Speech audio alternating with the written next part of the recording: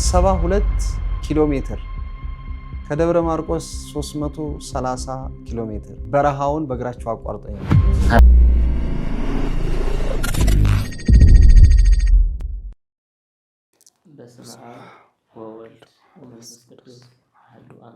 አሜን። በመላው ዓለም ያላችሁ የእግዚአብሔር ሰዎች የእመቤታችን የቅድስት ድንግል ማርያም ቃል ኪዳን ልጆች የቋንቋ አይነሽ ሚዲያ ቤተሰቦች ዛሬ ደግሞ ረጅም ርቀት ተጉዘው የመጡ አባቶቻችን መነኮሳት ከበረሃ ከገዳማቸው ወደ አዲስ አበባ መጥተው ለሁለተኛ ጊዜ ቋንቋ አይነሽ ሚዲያ ተገኝተዋል። ምንም ያን ጊዜም ቀጠሮ አልነበረንም። አሁንም ደግሞ እንደዚሁ በድንገት ነው ያገኘኋቸውና የመጡት። እንዲህ ስታያቸው ምናልባት ምንም መንገድ ያልሄደ ምንም ያልተንገላታ ምንም ክፉ ነገር ያላገኛቸው ይመስላሉ። ነገር ግን ባለፈውም ሰምታችሁ ከሆነ ከዛሬ 1 ዓመት ከምናምን ወር ብቻ ከ1 ዓመት በፊት ያጫወቱንና የነገሩን በጣም አሰቃቂ ነገሮችን አልፈው ነው አሁን ያሉባትን ምዕራፈ ብፁዓን የተባለውን ገዳም እስካሁን ድረስ በልዩ ልዩ ተግዳሮት ይዘው ቆይተዋል። እስከ ደብረ ማርቆስ 72 ኪሎ ሜትር ከደብረ ማርቆስ 330 ኪሎ ሜትር አጠቃላይ ከ450 ኪሎ ሜትር በላይ የተወሰነው በመኪና ነው። የሚበልጠው ግን በረሃውን በእግራቸው አቋርጠው የመጡት። እንኳን ደህና መጣችሁ አባቶች። ባለፈው የዛሬ ዓመት ነበር የተገናኘ ነው። ዛሬ ምን እግር ጣላችሁ ድንገት? ዛሬ የመጣ ነው ሶስት ምን እንዳሉን ከዛሬ ዓመት ወራት ትርፎች ወራቶች አሉ። ያኔ መተን ሶስትን ያስቸገርነው ምንድነው በርሶት በኩል የገዳሙ ችግር ለመቅረፍ ህዝቡ ጋር ቢደርሱልን ብለን ጠይቀውት ነበር። ምን ችግር ገጥሞት ነው? ይሄ ሁላ ችግር አሁን የገጠመን ነገሩ አባታችን እንደገለጹት ብዙ ነገር ችግር አለ። አሁን በዚያ ይሄኛ እዚህ ለመምጣት የሚቻልበት ምክንያቱም አሁን ይሄ ሁላ ሀቅም ስንል አህያ እንገዛለን። አህያ ገዝተን ቢያንስ አሁን ቃገዥ ክፍል ላይ አህያ ገዛለሁ ተሰባ ያላነሰ አህያ ገዛለሁ። ገዝቼ ግን የዓመቱን አዝመራ ሳናዘምረው አቋርጦ አህዮች ያልቃሉ፣ ይሞታሉ። ግንድ የሚባል በሽታ አለ። ገንዲ ያኔ የነገርነው ችግር ደግሞ የገዳሙ ችግር ብዙ ነው። ግን ትኩረት ያደረግነው ምኑ ጋር ነው? ኖርማሊ ችግሩን ሊፈታ የሚችለው ቦታ ጋር ነበር ችግር ያደረገ ትኩረት ተሰጠን ነው። እና ገዳሙ ችግር ፈታና ብለን ያሰብነው ደግሞ ገዳሙ በረሃም ከመሆኑ አንፃር መሬት አለው፣ የአትክልትም ያለማል። ያንን የምናርስበትን ትራክተር እና በተጎታች ደግሞ አትክልቱን ያወጣልና ብለን ስላሰብነ ትራክተር እንዲገዙልን ምዕመናን እንዲሁ በእግዚአብሔር ቸርነት በእናንተም ብርታት እንዲሁ ብታደርሱልን ብለን ነበረ ያኔ ጠየቅነውት።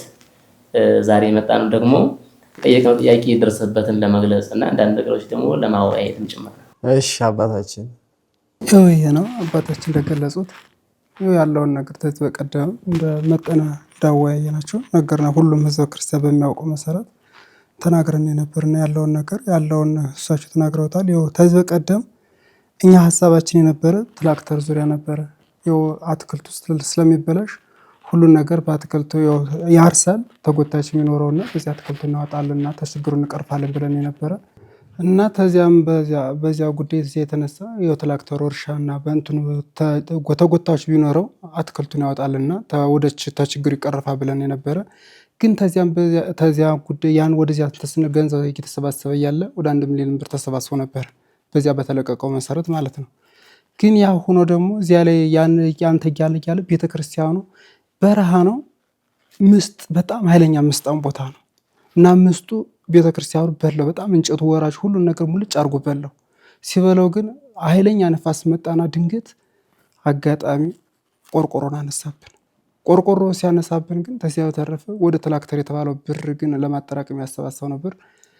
ቤተክርስቲያኑ ፈርሶ እንዴት እናደርጋለን ብለን ወደ ቤተክርስቲያን ስራ ጀመር። ስንጀምር እናንተ ያጠራቀማችሁልን ብርም ተረፈ ድንጋይ አሸዋ አለ እዚያው ቦታው ላይ ሲሚንቶና ፌሮ ነበር። ይሄ በዚህ ባጠራቀማችሁት ብር በዚህ ማብራን እየገዛ ሁለተኛ ደግሞ ሰው ደግሞ እንዲያስተባበር እየገዛ አሁን ግን ያለው ጅምሩ ቤተክርስቲያን የሚያግዘን ስላጣ ነው። በዚያም አኳያ ነው ወደዚህ የመጣ ነው። መጀመሪያ ግን 1 ሚሊዮን ብር እዚህ መታችሁ ከጠየቃችሁ በኋላ ያገኛችሁት ነው? አዎ። እስኪ ለዚህ ታዲያ 10ም ቢሆን 20ም ቢሆን 100 ብርም ቢሆን 1000 ብርም ቢሆን 5000 ብር 10000 ብር ብቻ ሰው የቻለው ያን ቪዲዮ አይቶ ያንን መከራ ስታጫውቱኝ የነበረው ስትነግሩኝ የነበረው አህያ ጭናችሁ አህያዋ መንገድ ላይ እየቀረች ስንት የሚያስለቅስ ነገር ነግራችሁ ነበርና ያንን ሰምቶ ያንን አይቶ አባቶቼ ብሎ የላከውን ለምንም የሚደረግ ለምንም 1 ሚሊዮን ብር በአሁኑ ሰዓት በጣም ትልቅ ነገር ነው ለሰው ከናንተ ከጅክራችሁ አንፃር ምንም ማለት ላይሆን ይችላል። ግን 1 ሚሊዮን ብር ሲመጣ ግን ከአንዷ አረብ ሀገር ካለችው አዛ አሜሪካ ወይ ስዊድን ወይ አውሮፓ ወይ ምናምን ብቻ የላባቸው ምናምን አባቶቼ ይሄንን መከራ አይተዋል ብለው ነው የላኩትና ገብረ ስላሴ ገብረ ማርያም ወለተ ማርያም ወለተ ስላሴ አጠቃላይ በስመ ክርስትና ያሉትን እስኪ ባርኳቸው አመስግኗቸው። እንግዲህ ያው እግዚአብሔር ይስጥልን። መቼም ምንድነው ዘያስተሪ ኮን ተስፋ ነው። ከኛ ጋር የሚገኘው የሚታይ አይደለም። እነሱ የሰጡን ነገር የሚታይ የሚጨበጥ የሚዳሰስ ሆኖ በጣም ደስ አሰኝተናል። ከአባቶች ቡራኬ ከእግዚአብሔር ቸርነት የሚገኘው ዋጋ ደግሞ የሚታይ አይደለም። እዛ ወደ መንግስት ሰማያት በዚያ የተመቀረበት ጊዜ ዋጋ ሆኖ የሚቆየን ነው እንጂ የሚታይ አይደለም። ነገር ግን እኛ እግዚአብሔር ይስጥልን። ስማቸውን በዝርዝር ሁሉን ባልናቃቸው እንችላለን። ከ10 ብር ጀምሮ የሰጠን ሰው አለ። እግዚአብሔር የሚያውቀው እግዚአብሔር ይስጥልን ብለን ሁሎችንም ግን ማንረሳቸው ነብይ ጊዜ የሚባሉ ነው ወለተ ኪዳን 300 ምናምን ሺህ የሰጡን እናት አሉ። ነው ወለተ ሚካኤል እስካሁንም እየደወሉ የሚረዱን ስማቸው በጣም ብቻ ብዙ ናቸው። ይቅርታ እንደው እዚህ ጋር በዝርዝር ማቅረብ ተቸገርኩኝ እንጂ ግን ሁሌ የማይረሱ ሁሉም ገዳሙ ላይ የሚታወቁ በተለይ ወለተ ኪዳን ወለተ ሚካኤል የሚባሉ ነብይ ጊዜ እውነቴን ነው እየደወሉ ማይዛችሁ ስለሚሉን ታካልም አናቃቸውም። በስልክ ለማውቃቸው ግን ስማቸው ይዛ ገዳሙ ይታወቃል እና ብዙዎቹን በሰዓቱ እየደወሉ ስማቸው የሚነግሩን ሰዎች ማህበር ጸሎት የጸሎት እንድራቸው አተሳስደርገናል። እነሱን እግዚአብሔር ይስጥልን። የሰጡትን ደግሞ ምንድነው የኃጢአት መደምሰሻ የመንግስት ሰማያት ወርሻ ያደርግልን። ተስፋ መንግስት ሰማያትን ያስጥልን ብለን ነው ምን መርቀው። እነሱ የኛ መረቃ ኩታራዎች ነን። ገዳሙ ያሉት ግን እግዚአብሔር ይስጥልን ብለዋል። ይሄ ነው ምክንያቱም ብዙ ጊዜ ችግር ብቻ እናሰማና ያ ችግር ተቀርፏል አልተቀረፈም ምን ደርሰዋል የሚለው ነገር ብዙ ጊዜ በተለይ እኛ አሁን እዚህ ስላለን የብዙዎቹን ሀዘናቸውን ጭንቀታቸውን እኛም እንጋራቸውና ለሰው እናጋራለን። ከዛ በኋላ ምን ላይ እንደደረሱ ምን እንደሆኑ መልሶ እነዛ እህቶች ወንድሞች አባቶች እናቶች ያላቸውን ወሩረው በጣም እያዘኑ እንደው ምን ደርሰው ይሆን ስለሰጡ ሳይሆን እንደው ምን አይነት ደረጃ ላይ ደርሰው ይሆን ብለው ደግሞ ከማዘንም አንፃር ከርቀቱም አንፃር እኔ አሁን በጣም ብዙ ይጠይቀኝ ነበር። ግን የእንትንም እጥረት አለ የኔትወርክ እጥረት አለና ደውዬላችሁ ለመጠየቅ የጠየቁኝን ሰዎች ገባ ወይ እንዲህ አይነት የሚያሳዝኑ አባቶች አቅርበህ እንደዚህ አድርጌ ነበር ገባ ወይ ሲሉኝ አንደኛ እኔ ጋር አካውንቱ አይደለም ይግባ ማቀው ነገር የለም አካውንቱ እኔ ጋር አይደለም ያለው። ስለዚህ እናንተን ነው የምጠይቀው። እናንተን ለመጠየቅ ስልክ ስደውል አይሰራም እና በቃ እንግዲህ ይገባል ብላችሁ ከላካችሁ ይገባል፣ እምነታችሁ እግዚአብሔር ይቀበልላችኋል እላችኋለሁኝና ዛሬ ደግሞ ድንገት መታችሁ ይሄ ነገር ድንገት መታችሁ አሁን እዚህ ቁጭ ስንል ይሄንን አሁን የጠሯቸው ሰዎች አሉ ደግሞ እግዚአብሔር ደግሞ የመዘገበላቸው ግን የማይታወቁ ደግሞ እንዲሁ የላኩ ያስገባሉ። ስለዚህ ለሚታወቁትም ለማይታወቁትም በውጭም ላሉት በውስጥም ላሉት ምስጋናም ምርቃትም ይፈልጋሉ። ለዛ ነው እስኪ አባታችንም የሆነች ቃል አስተላልፉ። ይሄ ነው እንደሚቀጥለው ነው። ህዝቡ ሁሎችም እንዳሉ ረድተውናል። ህዝበ ክርስቲያኑ ሳይሆን እናንተም ስላገዛችን እግዚአብሔር በጣም ዋጋችን ይክፈላችሁ፣ ተክፉ ነገር ይጠብቃችሁ እንጂ እኛ ሁሉን ነገር ህዝበ ክርስቲያኑም እናንተም ተባብረውን ይኸው በዚያን ጊዜ በተቸገረው ችግር የተወሰነ ችግር ቀርፎልናል። ያው እንግዲህ ያለውን ነገር እግዚአብሔር ይስጣችሁ። ያው በተረፈ እንግዲህ ህዝበ ክርስቲያን የሚያግዙ ተሆነ አሁንም ቢሆንም ወደፊትም ሆነ ያው እንግዲህ ከእግዚአብሔር ነው ዋጋው የሚገኝ። ለወደፊትም እንግዲህ በተቻላችሁ አቅም እንዲያግዙንም ህዝበ ክርስቲያን እንጠይቃለን በትህትና። እንግዲህ ሰሞኑን ስለ መነኮሳት ጉዳይ እንደ አዲስ ተነስቶ ሚዲያውን እያጥለቀለቀው ነው። በከተማ ያሉት መነኮሳት ወደ ገዳማቸው ይመለሱ፣ ከተማ ውስጥ መነኮሳት አይታይ የሚል ሀሳብ ይሰነዘራል። እንዲህ ስንል ደግሞ በገዳማት ያሉት መነኮሳት ደግሞ ገዳማቸው እንዳይፈታ የኛስ ደግሞ የልጅነታችን የክርስትናችን የሚሉትን ደግሞ የቤት ስራዎችን ደግሞ መስራት አለብን ብዬ ከራሴ ጀምሮ ይህንን እናገራለሁ። ምክንያቱም ምንም ቢሆን የእግዚአብሔር የዕለት ስሙ የሚቀደስበት ስሙ የሚጠራበት ጸሎት የሚደረግበት ቦታ ቢሆንም እዛ ውስጥ ያሉት ደግሞ ስጋ ለባሾች ልክ እንደኛው ስጋ የለበሳችሁ አባቶች ናችሁ።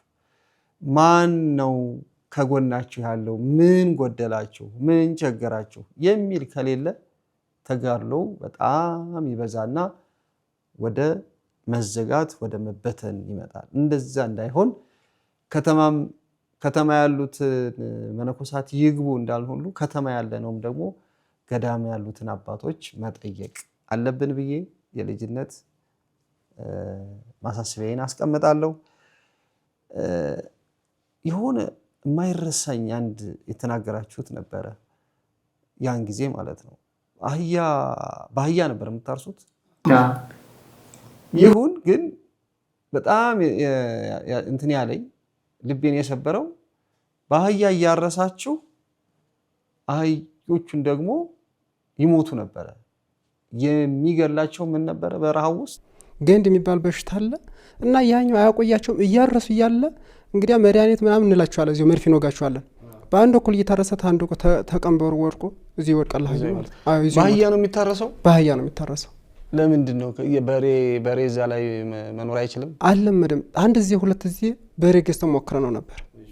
በሬ ገዝተን ሞክረ ነው አልቆየም። ከብቶች አልቻሉትም። ገንዲ እንትን ነው ገንዲ የሚናደፍ ነው፣ እንደሚናደፍ ነገር ነው። እንደ ጊንጥ የገንዲ ዝንብ የሚባል ለምን በበሬ አልታረሰም? አንድ እሱም ደግሞ ያው ከአህያው በላይ ደግሞ ወጩ ነው። በሬውም እንደዚሁ ለአደጋ ይጋለጣል። የባሰ ቶሎ የሚታረሰው ምንድን ነው? አህያ የሚገዛው 30 ሺህ ብር ነው ዛሬ። አንድ አህያ በሬ የሚገዛ 100 ምናምን ሺህ ብር ነው። ከዛም ሊያልፍ ይችላል። ከዛ እንደዛ አካባቢ መጠን ያሉ ከብቶች ቢገዙ አንድ 120 እና 130 140 ሺህ ብር ይገዛል አንድ በሬ። የአንድ በሬ ዋጋ 3 አህያዎች ይገዛልና ማለት ነው። 3-4 አህያ ይገዛልና በመቆየት አንጻርም ደግሞ ከበሬዎቹ ይልቅ አህዮቹ ይሻላሉ። ቢያንስ አህዮቹ 3 ወር ነው የሚቆዩት እዛ ውስጥ እና በረሃው የሚያቆያቸው እድሜያቸው 3 ወር ነው። አህዮቹ የሚያቆያቸው በጣም እንክብካቤ ምንም ካረግንላቸው በጣም ከደከምናቸው 3 ወር ይቆዩልን ነው። ከዛ በኋላ ይሞታል። ሲሞትም አይከሱም። ድንገት ነው በረት ነው ሞተው የሚገኙት በአደራቸው ጋር ማለት ነው። እና የገዳሙ መናንያኑ ቆፍረው የሚያገኙትን ነገር መልሰው የሚያፈሱት እዛው ጋር ነው የሚያፈሱት፣ አህዮች መግዣ ጋር ማለት ነው። ምንድነው አሁን መናኝ ምንድነው? ገዳሙ የሚጠበቅበት ምንድነው? የዓመት ልብሱና የዕለት ጉርሱን ነው። እኛ ገዳም እግዚአብሔር የሚያውቀው የዕለት ጉርስ ነው የምናገኘው በእግዚአብሔር ቸርነት እንጂ የዓመት ልብስ አይገኝም። ምክንያቱም ያችን በዓመት ከ200 በላይ ነፍሳት ይገኙበታል ገዳም ውስጥ። እነዛ ልብስ ለማልበስ ብዙ ብር ይፈልጋል። ልብስ ከለበስን ደግሞ ቀጣይ ያምገዛበት የለም ማለት ነው፣ ሊረበን። እንደዛ ስለሚሆን ልብሱን ይቅርብን ብለን ከ3 ዓመት አንዴ ልብስ ቢገዛላችሁ ነው መናኝ መነኮሳቱ። ከ3 ዓመት አንዴ አንድ ቀሚስ ይገዛላቸዋል። ያንን የለበሱ ከሚረበን አህያ እንገዛበታለን እያሉ ከዓመት 2 ነው አህያ የሚገዛው። እና በአህያ የምንከፍበት ምክንያት ከበሬ ይልቅ አንደኛ የሚቆዩት እድሜ ስለሚሻል ነው፣ 3 ወር ስለሚቆይ ነው። ሁለተኛ ደግሞ ምንድነው ወጫቸውም ስለሚቀንስ ነው። ስንት በወር ነው ወይ በአመት? አሁን የነገሩኝ ይቆያል ያሉ 3 ወር ይቆይ ነው። አሁን ዛሬ ወር ማን ነው ሰኔ ነው አይደለ? ግንቦት ጋር የተገዙ አህዮች አሉ ለማረሻ። እሺ እስከ ሐምሌ መጨረሻ አይቆዩም። አሁን እነዚህ ሰው እንኳን አይሞትም እንጂ በቃ 50% እኮ በሽተኛ ነው። በዚሁ ይለያያል። ወባ አለበት፣ የውሃ ችግር አለበት። የሚጠጣው ወንዝ ውሃ ወራጅ ወንዝ ነው። ያ ውሃ ወደ በሽታ ያመጣብናል። ብዙ ነው በሽታው። ግን እኛ የፈለግነው ምንድነው አህያዎቹ ካስቀሩን ሌላውን እኛ እንሰራዋለን። እንደነገር ሆነ ከዚህ በፊት አሁን ለአህያ ቢያንስ ከ1 ሚሊዮን ብር በላይ እናወጣለን በአመት። ምን ቆፍራትን ያችን ምናለማትና ትክክልና መሸጣትን እኛ የምናደርጋት እንትን ነው ለአህዮች መግዣ ነው። ቀጣይ እንዳንቸገር ማለት ነው። ነዋሪ አለ ከመናኙ ውጭ ነዋሪ አለ በአካባቢው? ከ4 ሰዓት መንገድ በኋላ አለ። ከ4 ሰዓት መንገድ እግራችን ተጉዘን አገር ይገኛል። ሰው ያለበት ሀገር መቶስ የሚሳለም አለ ገዳሙን? አይኖርም። አንዳንዴ ለክብረ በዓል ምናልባት ይመጣል። ለበዓሉ መናኙስ ስንት ነው ብዛቱ? 230 ከፍ ዝቅ ነው። ሲመናኝ ሴት መጣ ነውና ሴቶችም ወንዶችም የእናቶች ምናምን ሴቶች ናቸው፣ ወንዶች 120 ናቸው። ከዚህ በኋላ የምንገናኘው ግን ትራክተር ተገዝቶ በትራክተር ስታርሱ ነው። እንግዲህ እግዚአብሔር ይፈቅድ ምንድነው ወለ ጻድቀኛ ምንድነው የመጣንበት ዋናው ዓላማችንን ሰዎቹ ቅድም እንዳልኩት 1 ሚሊዮን ብር የሚጠጋ ብር ሰብስበውልናል። ከዛም እግዚአብሔር ይስጥልን ብለናል። ግን እኛ ሶስት ጋር መጣን ያሰብነው ምንድነው እንደነገሩት ልብስ ሁሉ ይቸግራዋል፣ ምን ይቸግራል፣ ውሃ ይቸግራል፣ ችግር አለበት። ያንን ትራክተር ከገዙልን መሬት ስላለን አርሰን እኛ እንሰራዋለን ብለን ነበር። ቤተክርስቲያኑ በጣም ምስጣማ ነው። እርሶኛ ገዳም መጥተው ቢተኙ ኬንዳ ላይ ለጥፍሎት ጧት ሲነሱ ከስር ምስጥ ተነሳበታል። ኬንዳው ላይ ጭራሽ አያቆዩት እና ቤተክርስቲያኑ እንጨት ነበር፣ መኪና መንገድ ስላልነበረው ቤተክርስቲያኑ ሁሉ ግንባታ ይፈልግ ነበር። አንደኛ የጠበና፣ ሁለተኛ ደግሞ ምስጥ እየበላው ነው፣ ጭቃ ነው። ያ ሁሉ አቆይተን ከታክታ ታገኘን እንሰራዋለን እኛ አርሰን ብለን ነበር። መሀል ላይ ግን ችግሩ ምንድነው ይህን እያጠራቀምን እያለ 1 ሚሊዮን ብር ደርሰን እያለ በጣም በራስ ነው ነፋስ አለበት። ያ ነፋስ ጣራውን አነሳው፣ እንጭት ስለሌለው ማለት ነው። ቤተክርስቲያኑን እንጭት ሲያቆርቆሮ ሁሉ ተነቅሎ ወደቀ፣ ጣራውን አነሳው። ያኔ እንግዲህ እግዚአብሔርስ ምን ይለን? የሱ ቤት ፈርሶ እንዴት እኛ ማትራክተር እንመኛለን? እኛ እንደ ልማዳችን እየቆፈርን ቢሆን እንበላለን። የሚቀርብን መድከሙ ነው። ረፍት እናገኝ እንችላለን፣ ድካሙን ሊዛብር ይችላል። ግን እግዚአብሔርን ቤት እንስራ ብለን በዛ በ1 ሚሊዮን ብር እንደምታውቁት ብረቱን በጣም ውድ ነው፣ ሲሚንቶ ውድ ነው።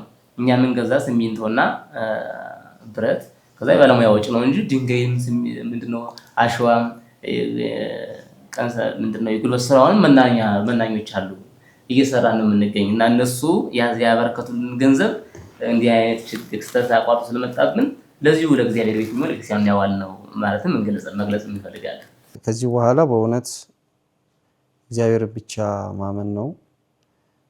ይሄንን ሁሉ ደግሞ ተጋርሎ ይሄን ሁሉ ሰማዕትነት የተቀበላችሁትን እግዚአብሔር ቆጥሮት የምትመጡት ከዚህ በኋላ ሞልቶላችሁ ትራክተሩን ለመግዛት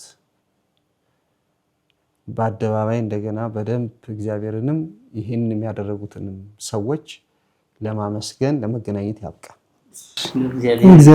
እግዚአብሔር ይርዳችሁ። አንድ ትራክተር አሁን ስንት ይሆናል? ከቀን ቀን ይጨምራል። ስንት እንደው በግምት ስንት ይሆናል? ያኔ 13 ሚሊዮን ነበር ያለው አይደል? 13 ሚሊዮን። ከዛ ወዲህ አልጠየቅም። እኛ የምናስበው ምንድነው 13 ሚሊዮን ብር ከፍሎ ይዛልናል። እኛ ምንድነው ከባንክ ጋር ማያይዞ ቢሆን ማለት ነው እንዴ እየሰራም ይከፍለዋል። ግን ዛሬውኑ ቢያንስ አሁን ተረድተው ይቆና የአህያ ወጪ 1 ሚሊዮን ብር አውጣለን በአመት ማለት ነው። በአመት 1 ሚሊዮን ለአህያ ወጪ ብቻ ከመድኃኒት ምናምን ውጪ ጥሬ ብር እነሱ የሚገዙበት ብቻ።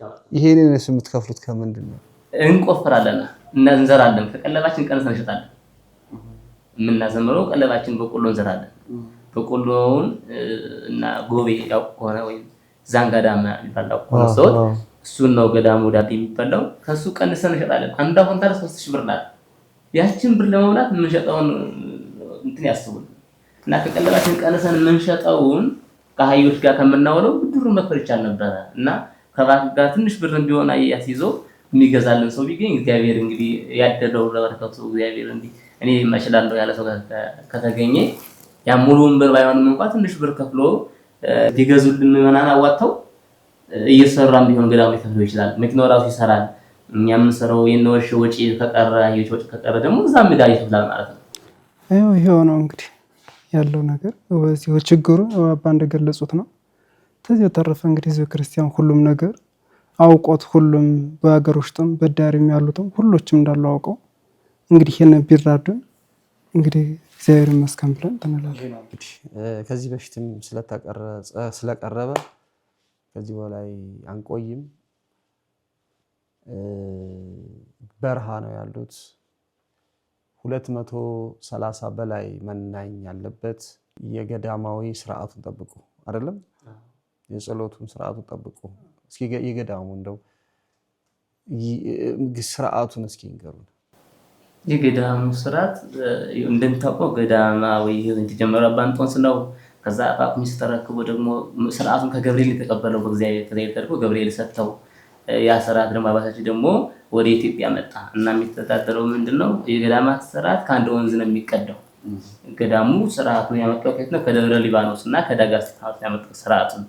ዳጋ እስጢፋኖስ ባህር ነው። ደብረ ሊባኖስ ደግሞ ምንድነው? በዙሪያው ማህበረሰቦች አሉ። የኛ ደግሞ በረሃ ነው። ከሁለቱ ሳይወጣ ግን ቦታውን በሚመጥነው መልኩ ይሰራል ማለት ነው። እና አንድ መናኝ መጀመሪያ ሰው ሲመጣ ዝም ብለን አይደለም የምንቀበለው። ለምንድን ነው የመጣው? ለጸበል ነው ወይስ ደግሞ ቦታው መስሎ ለመኖር ነው? እናንተ መስዬ ልኖር ነው ካለ አሁን መንፈሳዊ አባቱ ቢራራልህም ባይራራልህም ሽለት ትታዘዛለህ ይለዋል። አዎ ማለት አለበት፣ መስማማት አለበት። በራሱ ማዘዝ የለበት። ምግቡ ቢጣፍጥ ከፈለገ ገዳሙ ያጣፍጥልህ ብሎ ይችላል ደስ ካለው። ካልቻለ ግን መረረኝ ሻገተብኝ አትልም። ደከመኝ አይሆንልኝም ማለት አትችልም። እነሱ ካራሩለው በስተቀር የሚለው ህጉ ይነገረዋል። እሺ ከዛ እናትና አባቱን ደግሞ ጧሪ መኖራቸውን ይጠይቃል። ጸድቃለሁ በሚል ምክንያት ብቻ ታነገስ እንደሚናገረው ዝም ብሎ አይገባም። እንደዚህ አባት ጧሪ ትፍልጅ መኖሩ ትዳር በትኖ አለመምጣቱ አሪያም ደግሞ በዕዳ የሌለበት መሆኑ በራሱ ይጠይቃል። ዕዳ ያለበት ከሆነ ቅድሚያ ዳንክ በል ሊባል ይችላል። እንደዛ ሆኖ መጥቶ ውሎ እንዲሁ አባ ማቴዎስ ሲባል አንድ ገጻሚ የሚሏል ባለሙ ላይ ትልቁ ሰው ትልቁ ብኩ ነው ሰው መነኩሴ ነው ብሏል። እንዴት ካልኸኝ ውሎውን ብንመለከት ከሌሊቱ 3 ሰዓት ላይ መቁጠሪያ ያደርሳል። አዳሩን መቁጠሪያ ያደርስና መጽሐፍ መመለከት አለበት። ኑሮ ነው እንጂ ኑሮ ይከብደዋል። ከዛ መጽሐፍ ይመለከታል። ትንሽ እንደተኛ 6 ሰዓት መንፈቃዊ ጸሎት እንድትስበታል። ያኔ ይነሳል። 8 ሰዓት ደግሞ ቤተክርስቲያን ደወሉ ይደወላል። ከዛ ይሄዳል። እንደ አቅሙ ይጸልያል። 1 ሰዓት ላይ ሊቀረዱ ደግሞ ደወል ይደውላል። 12 ሰዓት ሲነጋ መቁጠሪያ ያለው ሲነጋ 1 ሰዓት ሊቀረዱ ደወል ይደውላል። ስራ ደውል ለቤተ እግዚአብሔር አንዳንድ ቅለዋ ይቀዳል። ለቤተ እግዚአብሔር ማለት ነው። ወደ ስራ ይሄዳሉ። 3 ሰዓት መቁጠሪያ ያደርሳሉ። አሁን ስራ ይሰለፋሉ። 6 ሰዓት ደግሞ ይጨበጨብላቸዋል። መቁጠሪያ ያደርሳሉ። እርድና የሚውሉ 7 ሰዓት ምሳቸውን ይበሉና ወደ 8 ሰዓት ወደ ስራ ይገባሉ። 9 ሰዓት ላይ ጸሎት ያደርጋሉ። 11 ጸሎት አድርገው 12 ሰዓት ይልቀቃሉ። ዙሮ መቼም የትኛው ሰዓት መጣ? 3 ሰዓቱ መጣ ማለት ነው። እና ውሏችን የገዳሙ ውሎ እንደዚሁ ነው። ቀለል ባለ መልኩ ብዬ በዚህ ነው የሚጓዘው ገዳሙ። እንግዲህ ከተነሱበት ምዕራፈ ብፁዓን ለወለጋ የሚቀርብ የጎጃም ምድር በረሃ ውስጥ ያለ ገዳም ነው። ከዛ ተነስተው እስከ ደብረ ኤልያስ የ5-6 ሰዓት መንገድ በረሃውን መተው ደብረ ኤልያስ ላይ መኪና አግኝተው እስከ ደብረ ማርቆስ መተው ከደብረ ማርቆስ ደግሞ በመኪና ይመጣል። አሁን ደግሞ መንገዱ በጣም ከባድ ነው። ከነሰው ከነህይወቱ ከነነፍሱ 2 መኪና 3 መኪና ታገተ ጠፋ የሚባልበት ሰዓት ነው። በነፍሳቸው ተወራርደው እዚህ የመጡት በሞትና በሽረት መካከል ያለውን ገዳም ለማዳን 3 ሆነው መጥተዋል። አታሳፍሩኝም፣ እግዚአብሔርም ይረዳናል። ይህንን የምትሰሙ ሁላችሁ እኛ ከተማ ያሉትን መነኮሳት እንዲህ አርጉ ስንል ጭራሽ ገዳም ያሉትን መነኮሳት በእንደዚህ አይነት ችግር ውስጥ መኖራቸውን ደግሞ አሁንም ደግሜ እናገራለሁ፣ እንረዳና ማድረግ ያለብንን ደግሞ እንርዳ እላለሁ። ባለው አካውንት ሁላችንም እንድረስላቸው። አህያ ይገዛሉ 3 ወር ይቆያል። አሁንም አህያ ይገዛሉ 3 ወር ይቆያል። ለአህያ የሚወጣው 1 ሚሊዮን ብር ነው በአመት። ከ3 ወር በላይ አንድ አህያ አይቆምም፣ አይኖርም። ለምን? በረሃው ላይ የሚያርሱት በአህያ ብቻ ነው። በሬ መግዛት አይችሉም። አህዮቹ ደግሞ የገንዲ ዝንብ የሚባል ከ3 ወር በላይ አያቆያቸውም፣ ይሞታሉ። በእንደዚህ አይነት ውጣ ውረድ ያለ ህይወት ውስጥ ከ230 በላይ መነኮሳት መናኝ ያለበትን ገዳም ትራክተር ገዝተን እንርዳቸው። ትራክተር መግዛት ማለት ምናልባት 13 ሚሊዮን ብር ሲባል አንድ ሰው እግዚኦ ብሎ ጭንቅላቱን ሊይዝ ይችላል። ነገር ግን በእኔ ሚዲያ እንኳን ከ700 ሺህ በላይ ተከታይ አለው። ያ ሁሉ ቢቀር 10 ሺህ ሰው ወይም 10 ሺህ ሰው የተወሰነ ብር 1 ሺህ ያልሞላ እንኳን 13 ሺህ ሰው 1 ሺህ ብር እንደዚህ እያደረገ እንደሚተረተው 50 ሎሚ ቢሰጡት አንዳንድ ጌጥ እንደሚሆንለት ጌጥ አድርገን ያለንን እጃችንን ዘርግተን እነዚህን አባቶች ገዳሙ ከመበተን እነሱም ከመሞት በምንችለው እንድረስላቸው እላለሁ። እግዚአብሔር ስሙ የተመሰገነ ይሁን። አሚን። አባቶቻችን እንግዲህ ትራክተሩን ስንገዛ ነው የምንገናኘው።